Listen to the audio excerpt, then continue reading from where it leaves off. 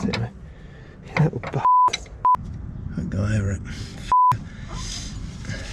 How do you change the track rod outer and the track rod inner on a Mk1 Skoda Fabia? Stick around, I'll take you through it step by step. First thing is these ball joints here are obviously not disturbed that often. I'm just going to give that rusted thread there a real thorough cleaning, put some penetrating fluid on it.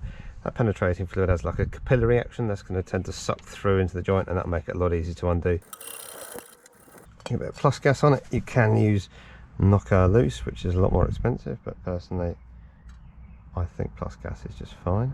Okay, so we'll just leave that to settle in for 3 or 4 minutes and then we'll crack it open. Okay, so I'm going to start by trying to take it off with a 19mm socket on a 1/2 inch wrench. If it starts to spin, so if this is seized to this, then I'll have to go to 19mm ratchet and then hold that steady with a 5.5mm hex bit you'll need for that. Okay, let's see how we get on. There, that seems to have gone quite nicely. Just check that it's moving freely with the spanner. Yeah, that's working nicely. That's fine. Now can you turn the steering back this way, please? Okay, I've not quite removed it because what I'm going to do now is I'm just going to give it a sharp tap with a heavy hammer. This is like a 3.5 pound club hammer. Hopefully that will just free it up and save me having to use a ball joint separator. There it goes. Now the inner is moving with the outer, so I'm going to have to now hold that inner steady with, like I said, a 5.5mm hex bit. That's fine. It actually comes so loose, I can do it with my fingers now. That's it, it's off. There we go. Okay, so before I remove the tie rod completely from the hub, I'm just going to release this nut here, which is holding the tie rod in place and stopping it travelling up and down that thread. In theory, you can remove this completely and then get a 19mm spanner on the flats of the actual rod bit here, but in practice it flies all over the place, not really very practical. So keep it in the hub, don't completely remove it. That just holds it steady while you undo that nut. There's a 21mm crow's foot spanner I'm using here, and obviously you want to be doing it as if you're doing it up, because you're doing it in reverse, if that makes sense. So it's a normal thread, but you're doing it the opposite end to the way you normally would. So as you'd expect, the rod will tend to turn, and then that's it, and there it goes. Much easier than taking the whole thing off. Now obviously if you're just changing this part and not the inner, you'll want to count how many revolutions that was, or measure how far it was. Because we're changing the inners as well, honestly it's all going to go to pot anyway, so I'm not going to do any of that. No, that's not going to happen. It's going to have to be the angle grinder to get this one off.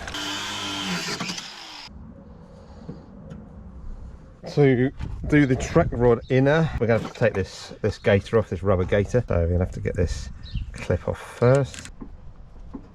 There we go, that's off. So now just get a screwdriver, just gently stick it in this, because you can reuse this gaiter, there's no need to renew it unless there's any holes or damage to it. Now we need to get the clip on the back free. Okay, so I actually got this screwdriver under that little notch there by going in under the bonnet, so the engine bay. That's how I got the tip engaged in that kind of hole where it needs to get on that clip. So now it's going to twist the screwdriver and hopefully the clip will come loose.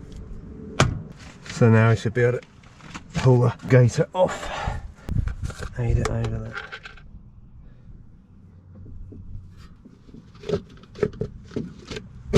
There it goes. Now we need to remove this section here, which is the track rod inner. You can just see the flats of a nut, and that's the bit we need to engage onto. So to do that, we're going to use this special tool here, and what this does is it allows you to get the right size spanner effectively onto that section of the track rod, like so, and then you can put this over the top and it will engage, and you can then get a 1/2 inch drive socket on the end of it. So that's what we'll do.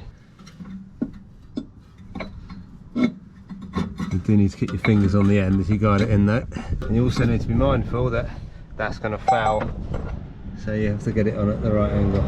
Now that first grip screws in, I can get the second one in. There it goes, and you can just spin the whole thing off if you want that way, but you don't really need it anymore. There it goes. So the new one, we'll check what size it needs. I suspect it's the same. It is precisely the same. This is a star line part, so we'll take the track rod end off first. Okay, so now it's time to put the new inner on. So just spin it straight on. It's not got a reverse thread or anything. So we now need to get the special tool back on it, and we can tighten it up to the appropriate torque. So it's 80 Newton meters is the specified torque. Yeah, sort of resting it on this bit here seems to help a bit. That's it, done. Nice and simple. To put the rubber gaiter back on, it's actually slightly strange. I've got the official Škoda clamps because I want to make sure that it stays on, doesn't come off, because as soon as you get grit and dirt in there, you're screwed on your steering rack. So got the right one. However, this is strange. It's actually got these rivets here holding it in place. So there's only one way to put this on now. Alternative, you could use a Jubilee clip or you could use cable ties. A lot of people do that. I'm not a fan of cable ties. Jubilee clip's probably alright. I'm going to use the official right thing here. So you just literally, you have to put it on before you put the gaiter back over the inner itself. So if there it's on, I'm now going to put a bit of grease in there just to make it go on a lot easier.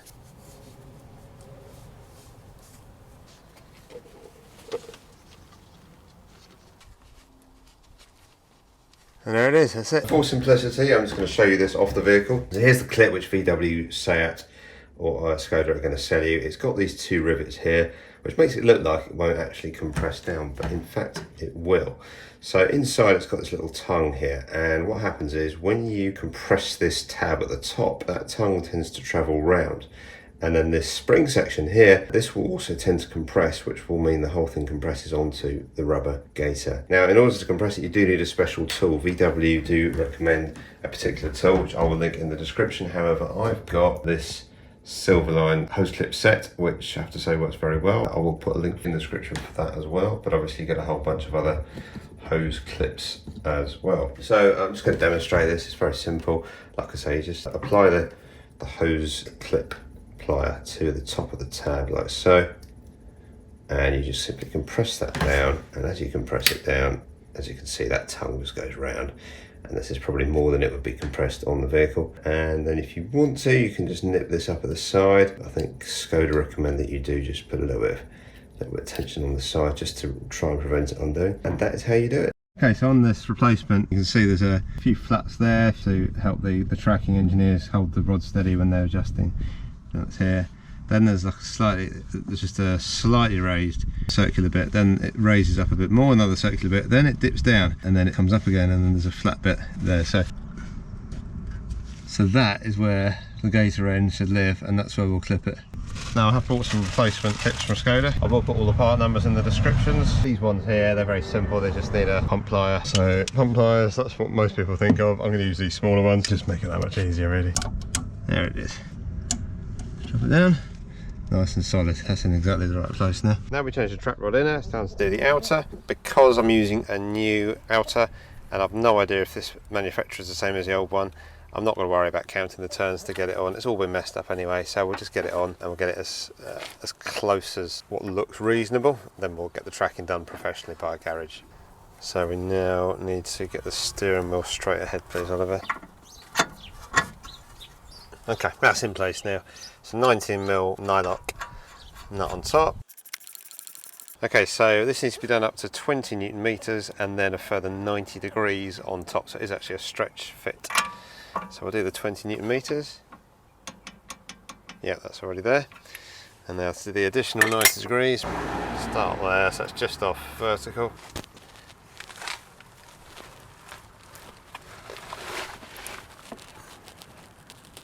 There it goes, that's about it.